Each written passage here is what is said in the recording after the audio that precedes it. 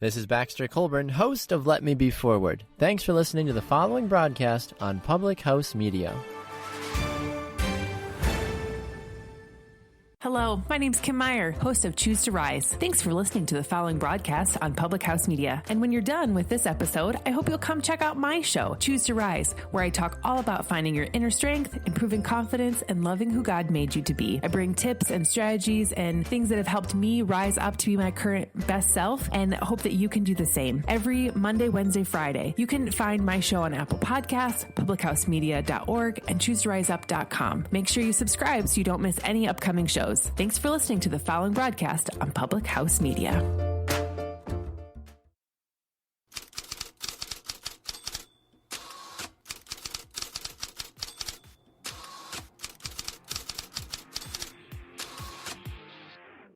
The latest headlines. The Houston Astros, the defending World Series champions, got better adding Garrett Cole. The insightful interviews. Rick Saratella, NFL Draft Bible. With how much emphasis is put on the position, yet how many over the last couple of years we've had questions. Why do we put such an emphasis on drafting a quarterback number one overall? The bottom line is there's not enough good quarterbacks to go around. And I think with the new CBA, it's really a low-risk gamble now. If you look at the playoff teams, the common denominator, good quarterback play. The hottest takes. I think the guy to blame is the one guy who hasn't left yet. I think Russell Westbrook is one of the bigger problems in Oklahoma City. Can all be found on Press Row. Broadcasting is part of the Public House Media Network. Here's your host. It doesn't matter what your name is. Christian Heimall.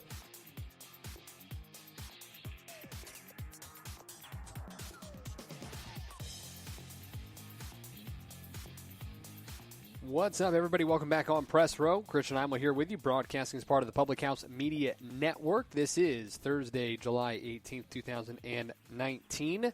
Happy to have you guys along for the ride. Don't forget you can find us on social media, Twitter and Instagram handles at PressRowPHM. You can email the show, PressRowPHM@gmail.com, and you can find us on Facebook as well, Press Row by Public House Media. Don't forget to subscribe, rate, review, share us with your friends and family. We're on Apple and Google Podcasts. We're on Spotify, Spreaker.com, Stitcher.com, of course, iHeartRadio, and you can always find us at publichousemedia.org. A little bit of a shorter show. It's weird. We're in one of those, I guess you could call it dry periods in the sports calendar. I mean, we just had the MLB All-Star break. You just had NBA free agency really kind of hit its peak, and there's not that much more left to do in free agency. The Kawhi thing was obviously a big part about it. So was Durant and Kyrie, and there's really not much else left to go on. But we're in this very strange period where there's not a lot actually happening. Summer League is now over for the NBA, and outside of diehard baseball fans, there's not much going on. But you live for weeks like this in the summer when you just came off, if you're one of those niche sports fans, this is one of your favorite times of year because you had MLB All-Star Week last week. NBA free agency really, came in and went out very, very quickly, but you had a tremendous Wimbledon final this past week, and then this week you get the Open Championship from a PGA standpoint. So for those of you who are niche golf fans or niche sports fans in general, this is kind of your favorite time of the year because this is when your sport is getting the majority of the, I guess, mass media attention. Certain things are going to be talked about. The NFL came out with their NFLPA meeting that only lasted one day and was supposed to go for 3. You got the Summer League grades and how some of these young guys have done and certain contracts that players have gotten. Other than that, a couple of UFC fights here and there, but Major League Baseball, the trade deadline is still 2 weeks away. It's not really going to heat up that much until at least next week, but it's really interesting to be in this time of year because, again, it is so much more about the niche sports. It's so much more about tennis and golf and those other Olympic sports, quote unquote. And then the really big fans, we really do care about, obviously, baseball and what's going to happen. You're starting to get some college football in there, but it's a very dry time for the major sports to really pay attention because you're in the middle of 162 games in baseball and very few people, myself, honestly, I can't sit and watch 162 baseball games. I work in professional baseball in my day job. It's hard for me to watch the 140 games that are in our schedule every single day. But it's something that allows you to kind of look at some of these other sports and really just see the magistry, the beauty of some of these other sports.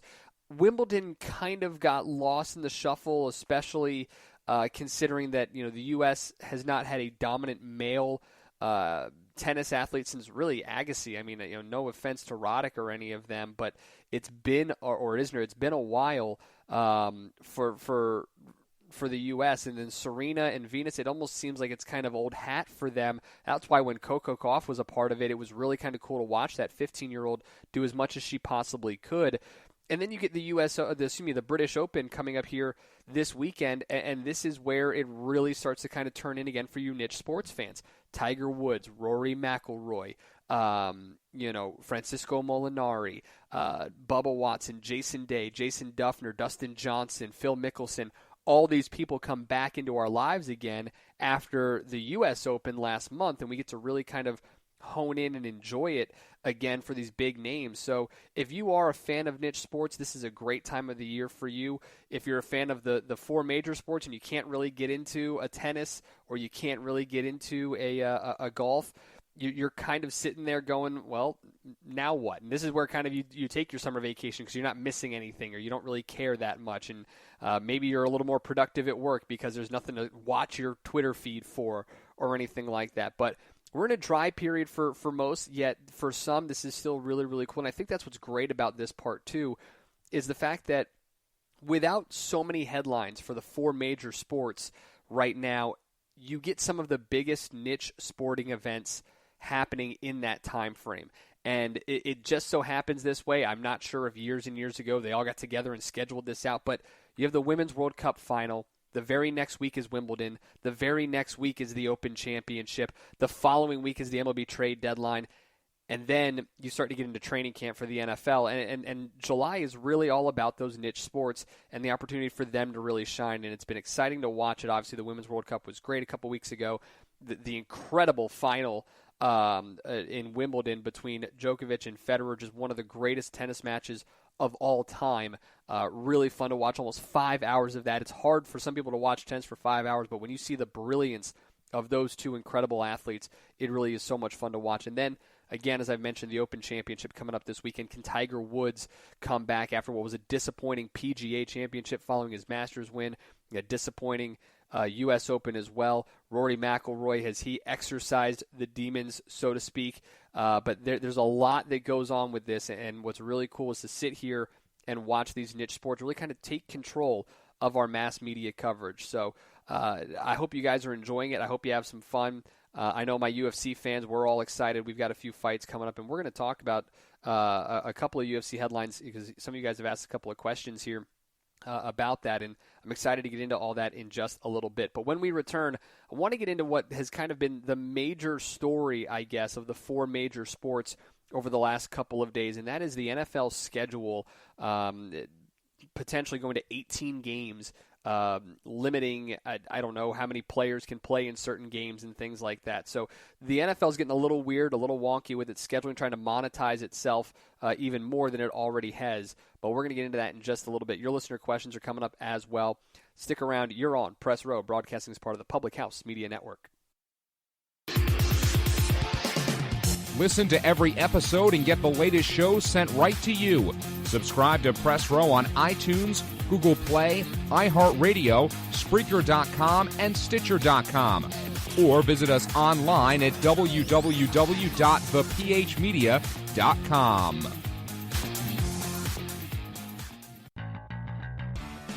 What's up, everyone? Kevin McMahon here, play-by-play voice for the High Point Rockers and host of the Off the Rockers podcast. Thank you so much for listening to this broadcast on Public House Media. Once you finish, I hope you come check out my podcast, Off the Rockers.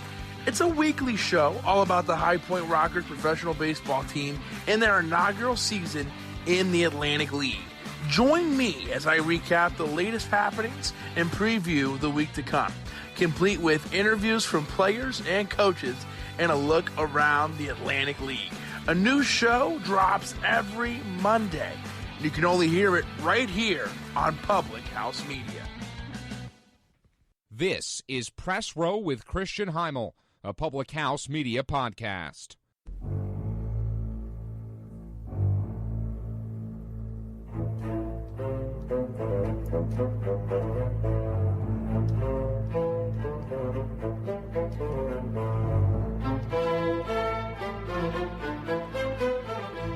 Back on Press Row, Christian Heimall here with you, broadcasting as part of the Public House Media Network.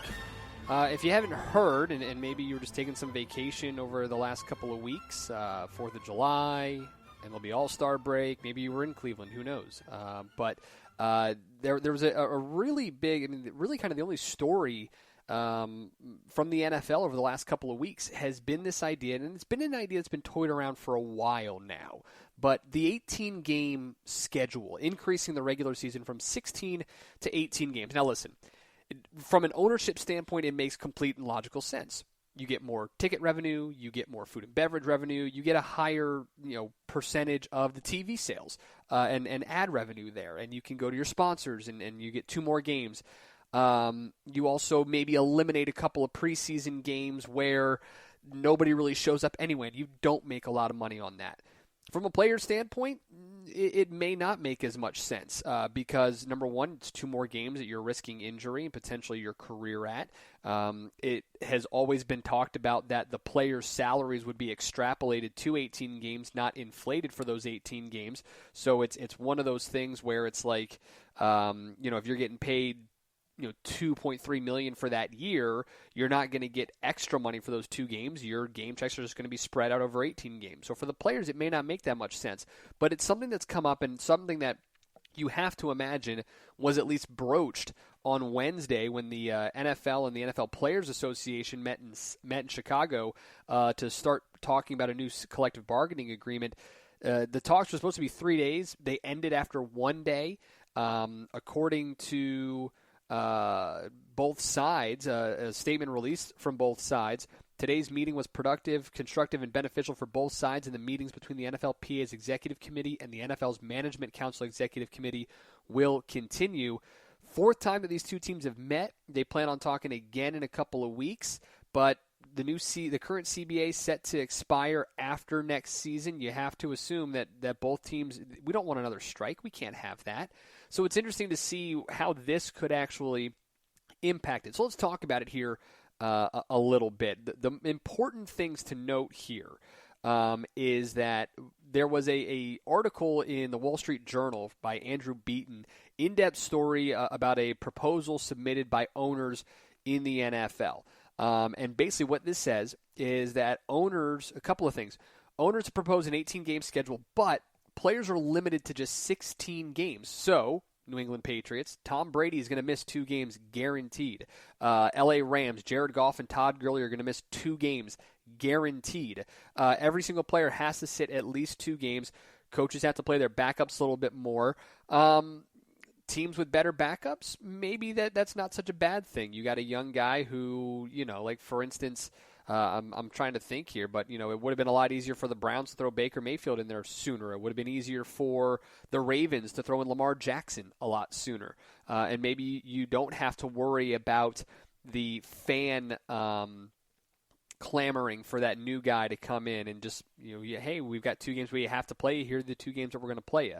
But then again, you get, backups that are terrible, and that doesn't help anybody. So who knows if that's actually something that would really, really work. But I don't think anybody would want to sit on the bench, because here's the problem with that. How do you decide? If you're the Patriots, you're the New England Patriots, do you sit Tom Brady for the first 2 games and then just try to run ruckshot for the next 16? Or do you win the division early and not play Brady for those 2 games? What happens if you're not in a position, if you have to win those games late in the season for seeding purposes or for division purposes, and you lose Tom Brady? It's not something that works, honestly. I don't think it's something that the players would actually go to it. And I don't think it's something that would be beneficial to the NFL and wouldn't be beneficial to the owners, because, again, if you're the Los Angeles Rams or the Philadelphia Eagles and you're not playing Carson Wentz or Jared Goff and Todd Gurley early in the season, your fans are going to be a little annoyed not knowing when their superstar players are going to play. It's like this issue we had in the NBA years ago when LeBron and Kyrie and Kevin Love wouldn't play on the road, or Tim Duncan wouldn't play on the road, or Dwayne Wade, they wouldn't play on the road because those fans travel sometimes to see you. When you visit a city for potentially one time a year, fans are coming to see your superstars, and they may not come if they know if there's a chance that that player may not actually play. So I think that could actually hurt more than it would benefit. Here's the nice part. According to this report in the Wall Street Journal, while the NFL owners want more money, players would potentially also get more money with the increased revenue. However, again, it's something that is a little concerning with regards to injuries if you are one of those players. Now, if you go on to CBSSports.com, Chris Trapasso, friend of the pod, had a breakdown of what this actually was, saying that he thinks it's a good idea. First thing that if you do it, a couple of changes here that he says. Number one is quarterbacks have to be exempt from the 16-game limit. Quarterback has to play all 18 games. Can kind of agree with that. Especially, again, like I mentioned, Brady, Aaron Rodgers, Carson Wentz, Jared Goff, Joe Flacco, whoever it might be. You're going to want to watch those guys. Deshaun Watson, Baker Mayfield, you're going to want to watch those guys and not risk the chance of not actually seeing them. Other points, rosters have to go up. This is where I think Chris has it right on the head. Rosters have to go up. You have to add more jobs. 53-man roster would not work, especially if you're adding 2 games. You need to have more players on the roster for potential injuries, for opportunities. I think that's where you really can work on the Players Association. Listen, having seen how some of these negotiations work in different sports, and we've seen it all the time in Major League Baseball, in order to institute this new rule that they're going to have in 2020 where pitchers must face the minimum 3 batters, one of the concessions that the owners gave was, okay, we'll add another guy to the roster. It increases a roster space. The non-waiver trade deadline is no more. There's one fixed trade deadline. Added a roster spot because of it. So it offers more jobs to these athletes, provides more spaces, and I think that's where you really kind of look at it, and that's one of the biggest beneficiaries. When you can add more jobs and more better paying jobs, you'll be surprised at how often and how quickly certain athletes will open themselves up to a little bit more of a beating, like in a sport such as football. So that'd be interesting to see exactly how it all happens. The bigger issue about this, that in my opinion, where it comes into is obviously we all know is that part of this is eventually leading to an expanded playoff. And I think one of the biggest problems in my estimation is that the NFL is starting to cannibalize itself almost. The NFL already has the biggest spectacle in the offseason, and that is their draft. The NFL draft takes over an entire city for 4 days, number one. You talk about the Combine. It takes over Indianapolis for an entire week. They were the first sport to have their own network, the NFL network on cable television, that they profit off of tremendously. They are as close to a 24/7 sport as you can possibly find. 10 months out of the year, realistically, June and July are the only 2 months you're not really talking about it. Maybe May and June. Who knows? But there may be 2, maybe 3 months where you're not really talking about the NFL, because in August you start doing your fantasy drafts, you start looking at training camp, you have OTAs in May, you have all these things going on. So it's incredible to me that the NFL has become this absolute juggernaut, and yet they're trying to get a little extra greedy here, I think. They're trying to make the rich richer, and it could kind of backfire here because, again, you've already had all these issues with Le'Veon Bell, Jadeveon Clowney, Todd Gurley, guys sitting out. We've seen it throughout. And now you're going to add 2 more games to their schedule. And these guys, if they don't get paid more for those 2 games, not have their contracts expanded on those 18 games, but have their contracts increased on those 2 games as well, you're going to see more guys sit out. Unless you're able, you have to be able to add more roster spots. Because if you don't, guys are going to consider Le'Veon Bell. I'm a workhorse. I get basically run into the ground, and they don't care about me or anything like that. They don't care about my health. The NFL is trying so hard to get as much revenue as possible by eliminating preseason games that don't make more money, adding regular season games that make a ton of money, maybe adding an extra playoff round to maybe try to get more markets in, more TV dollars, more ticket sales, more food and beverage sales for those teams that actually qualify. But you're going to end up in a spot where eventually you cannibalize yourself. Too much of a good thing is not always a good thing. And the NFL, I think, is walking a very, very tight rope when it comes to potentially expanding the regular season from 16 to 18 games because, again, you may risk more injury. You may risk more players looking to hold out and not play under their contracts, whether it be not getting paid, whether it be higher risk of injury, whether it be not compensating by giving more roster spots. There are a number of issues here that the Players Association is going to have to come down on, or the owners are going to have to concede on here so that they're able to actually make this stuff work. Do I want to see 2 extra games? Honestly, no, because what happens, how often do we see it where it's the Jaguars against the Browns or, the Redskins against the Broncos in December? Now we got to see it again in January potentially and just prolong that. There are always going to be games that do not matter in the NFL. What you really need to focus on, in my opinion, if you're the NFL, is figure out ways to have more of a flex schedule early on in the season. Because, listen, Sunday Night Football and Tom Brady ruptures his Achilles on night 1, but in week 3 the Patriots are on Sunday Night Football. Nobody's going to want to watch that without Tom Brady. It's not going to be fun for people. So I think the NFL really needs to focus on maybe more of a flex schedule first to try to monetize those TV dollars and maybe those seats and food and beverage, because who knows? The Browns may actually turn out to be good this year, and you may want them on a Sunday night instead of the Packers or the Seahawks. So we'll see how this all pans out, but I'm a little intrigued, but also pretty much concerned for what the NFL does if they do decide to go to an 18-game schedule. When we come back, your listener questions will wrap up shop here. This is Press Row on this Thursday, July 18th, 2019, broadcasting as part of the Public House Media Network. Want to be part of the show? Go to Facebook and search Press Row Podcast Public House Media, or find us on Twitter and Instagram at Press Row PHM.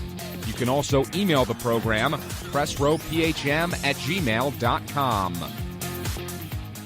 This is Jenna Burt, host of the Confessions of a Military Spouse podcast here on Public House Media. Thanks for listening to the following broadcast on Public House Media. Once you're done with this episode, I hope you'll come check out my show, Confessions of a Military Spouse, where we dig deep and talk about the unspoken hard truths of what it's really like to be a military spouse. A new show comes out bi-weekly. Don't forget to subscribe on iTunes so you never miss an episode of Confessions of a Military Spouse. Thanks again for checking out the following broadcast on Public House Media. This is Press Row with Christian Heimall, a Public House Media podcast.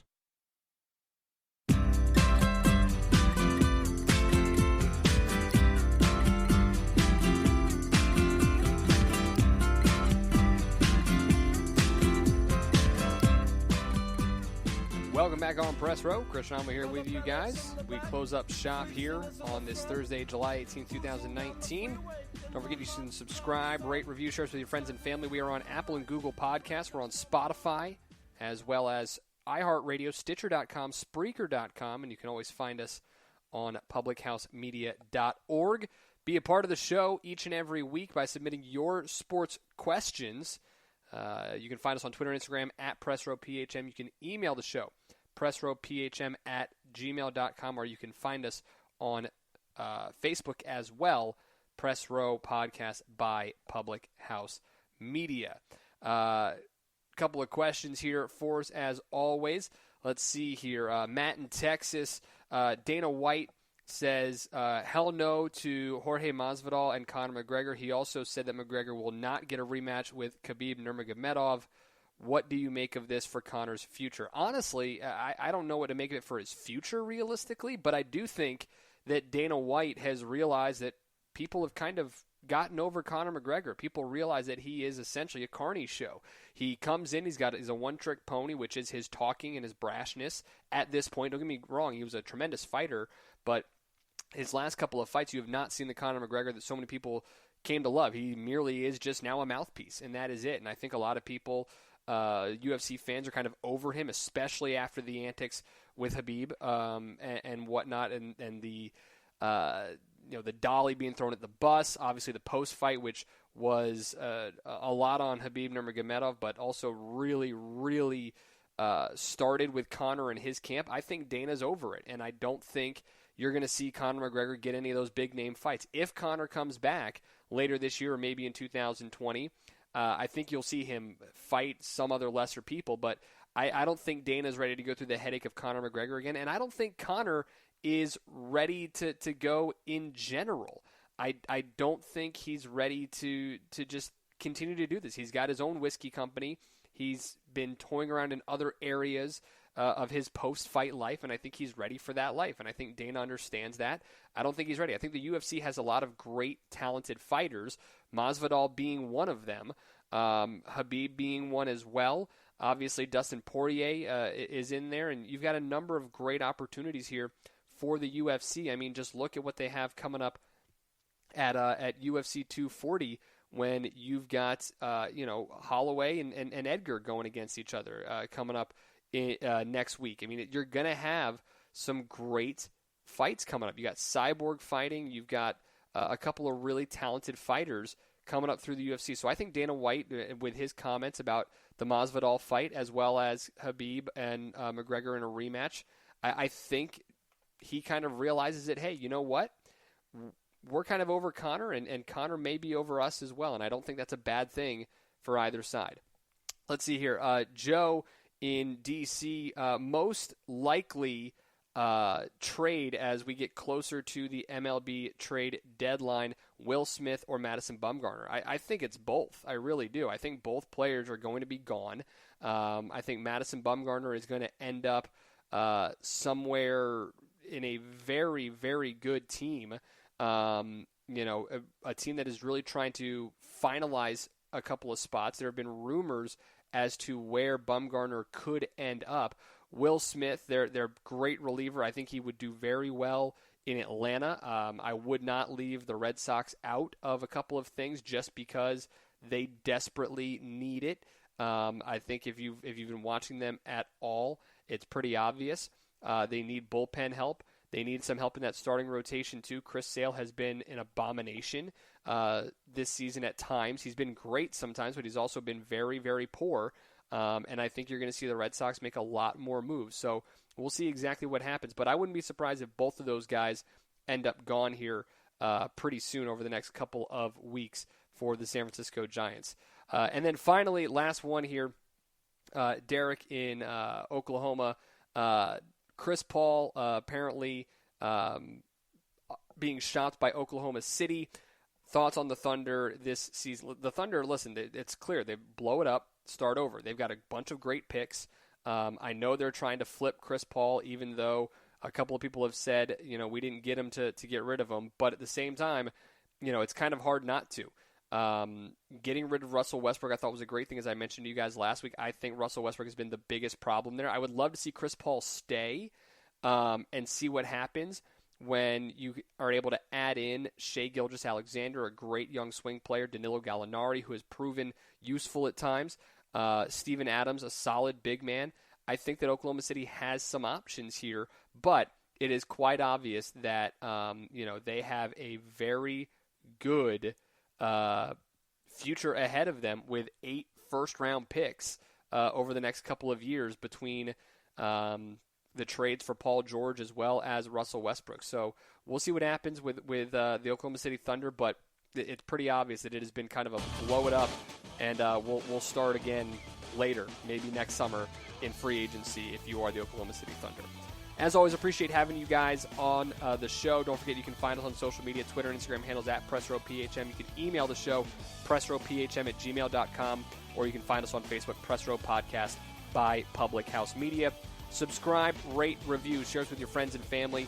Google and Apple Podcasts. You can find us on Stitcher.com, Spreaker.com, as well as iHeartRadio, and, of course, PublicHouseMedia.org, where you can go and get yourself some awesome Press Row gear, shirts, hats, hoodies, stickers, pop sockets, coffee mugs, all that great stuff.